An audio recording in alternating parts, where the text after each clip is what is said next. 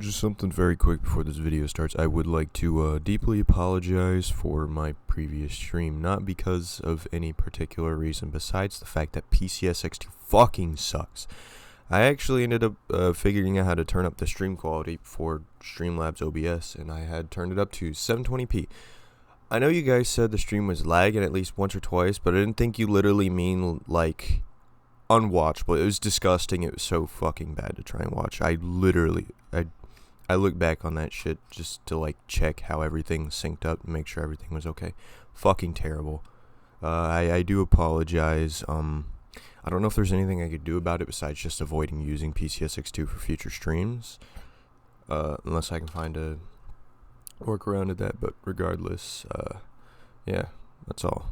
To throw in a little bit of something instead of keeping you all hanging with nothing but streams, I've decided to take a bite with a short rant to see how well it goes over, and because generally this is something that always pissed me off. For probably years now, racing game YouTubers always thrown around baity titles, but the format by far that has boiled my blood is definitely the whole clone or copy, as a means to shun another game or pit it of this position of lower ranking immediately. Of course, this is not exclusive to racing games, they are my home ground, and I won't stand to let the genre be defined by people who only know what Fast and Furious and Need for Speed taught them when they were 12 years old. Now, of course, before I elaborate my point, this is no means to acclaim that copies or clones do not exist. They do very well, but it's easy as piss to tell a clone from a game trying another similar idea.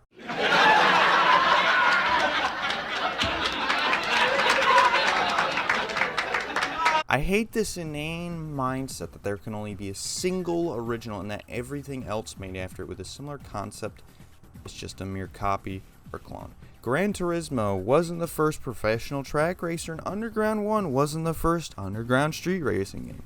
Gran Turismo was the innovation of a long-running popularity with track racing, and Underground was merely a product for its time.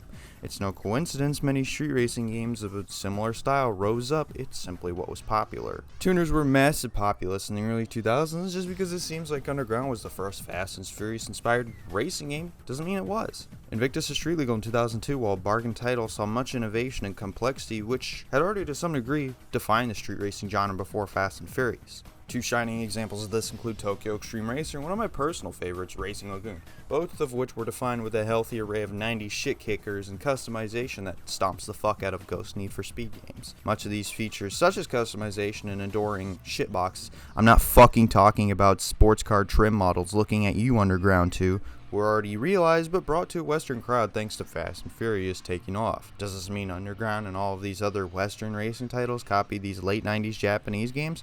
No.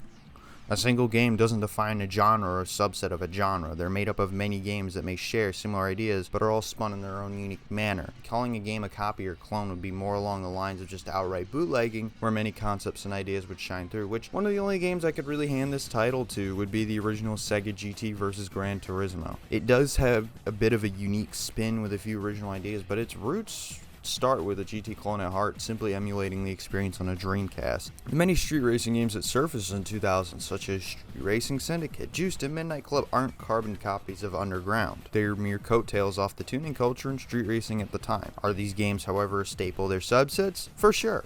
Underground and Gran Turismo have left lasting marks and bred much innovation, or the opposite, that some games may take ideas from simply for the fact they're too good to let up.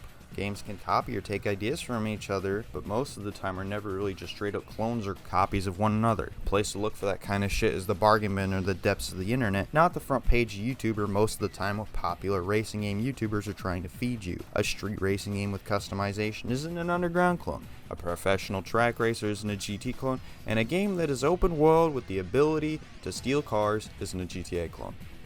End of story.